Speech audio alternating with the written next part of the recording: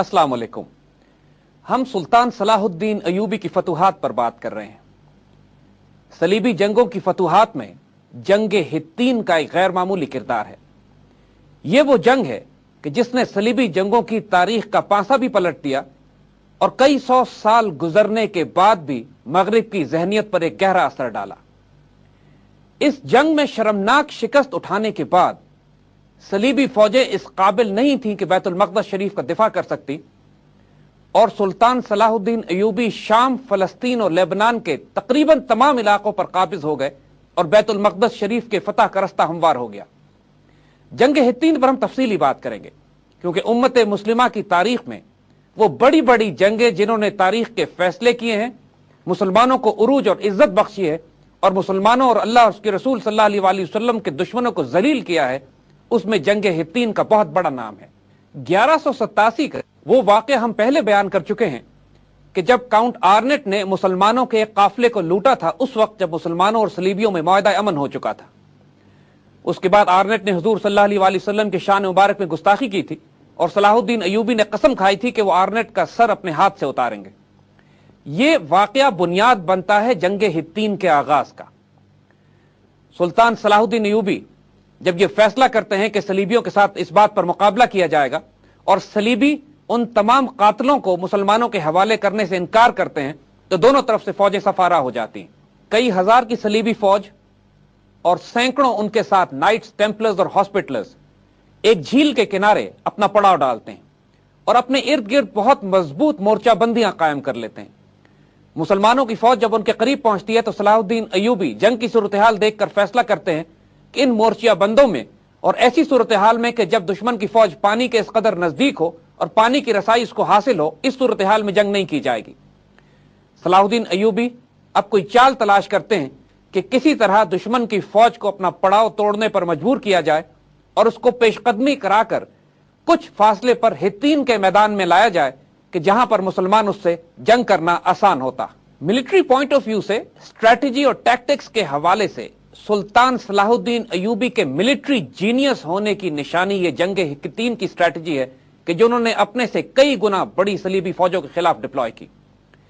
सलीबी बादशाह जॉफरी और उसके साथ काउंट आर्नेट अपनी सलीबी फौज की क़यादत कर रहे थे और किसी सूरत में भी अपनी मुस्तहकम पोजीशन छोड़ने पर तैयार नहीं थे। अब इनको शिकस्त देने का सिर्फ एक तरीका था कि जैसे सुल्तान ने फैसला किया कि इनको अपने मरकज से बाहर निकाला जाए, उसका तरीका यह निकाला गया कि पहले सुल्तान ने एक डिसेप्शन अटैक किया, एक डिकॉय अटैक किया करीब के एक सलीबी किले पर। सलीबियों के पास एक छोटा सा किला था जो नजदीक था और जहां पर इन सलीबियों की फैमिलीज रहा करती थी, औरतें थी, बच्चे थे। सुल्तान ने उस किले पर सिर्फ एक दिखाने के लिए एक डिकॉय अटैक किया ताकि ये फौज पैनिक कर जाए और अपने पड़ाव को तोड़ दे जिसमें ये महफूज हदबंदियों में बैठे हुए थे। जब सुल्तान सलाहुद्दीन अयूबी ने उस किले का मुहासरा किया और चंद दिन गुजर गए और किले पर दबाव बढ़ना शुरू हो गया, तो वही हुआ कि जिसकी सुल्तान सलाहुद्दीन अयूबी तवक्को कर रहे थे। अगर सलीबी फौज अपना पड़ाव तोड़ती है और किले के दिफा के लिए किले तक पहुंचती तो उसमें कम से कम उसको 8 घंटे का सफर करना था। हर मिलिट्री स्ट्रेटेजिस्ट ये बात जानता है कि आप सफर उस वक्त शुरू करते हैं कि जब दिन की रोशनी में आप अपने अगले पड़ाव तक पहुंच जाएं। सलीबी ये हिमाकत करेंगे, ये किसी को तवक्को नहीं थी कि दोपहर के बाद उन्होंने अपने सफर का आगाज किया और किले की तरफ बढ़ना शुरू किया। रास्ते में मुसलमानों ने स्क्रीनिंग पोजीशंस लगाई हुई थी। जगह जगह मुसलमान कैवलरी इनको रोकती, उन पर हमले करती, इनको डिस्ट्रैक्ट करती और उनकी पेशकदमी को तोड़ती थी।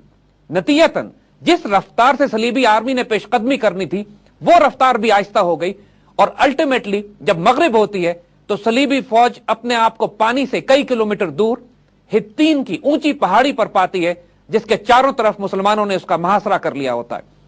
जैसे ही सलीबी अपने मरकज को छोड़ते हैं जो पानी के पास होता है, सलाहुद्दीन अयूबी अपने कैवलरी दस्तों को पानी और सलीबी फौज के बीच में दाखिल कर देते हैं।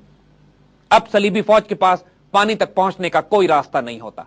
एक गैर मामूली डेस्परेट सिचुएशन में वो आ जाते हैं कि जहां हित्तीन की पहाड़ी पर वो पूरी फौज जमा होती है, चारों तरफ मुसलमान होते हैं, पानी बहुत दूर होता है। वो किला जिसके दिफा के लिए वो निकले थे वो बजाते खुद मुसलमानों की सीज में होता है, लेकिन मुसलमान उस सीज को उठाकर अब अपनी पूरी कुव्वत और ताकत हित्तीन के मैदान में ले आते हैं। हित्तीन की पहाड़ी पर जो मैदान जो बहुत तवील फासले तक फैला हुआ था, पूरी सलीबी फौज अपना पड़ाव डालती है, लेकिन अब प्यास और भूख की शिद्दत इनमें शदीद कमी पैदा करती है, कमजोरी पैदा करती है, और एक डेस्परेट सिचुएशन में वो आ जाते हैं।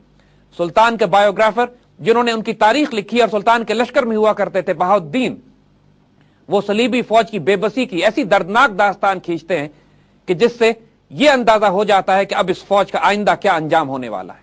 अब आप जरा चश्मे तखय्युल में सलीबी फौज की हालत का जरा मुजाहिरा देखिए कि जो चारों तरफ से डेस्परेट सिचुएशन में घेरी जा चुकी है, पानी से दूर है, मरकज से दूर है, और अब वो चारों तरफ से जब वो ताबड़तोड़ हमले करके निकलने की कोशिश करती है तो मुसलमान कैवलरी उसको रोककर वापस उसी पहाड़ी पर भेज देती है जो आइंदा उनकी कब्रिस्तान बनने जा रहा था।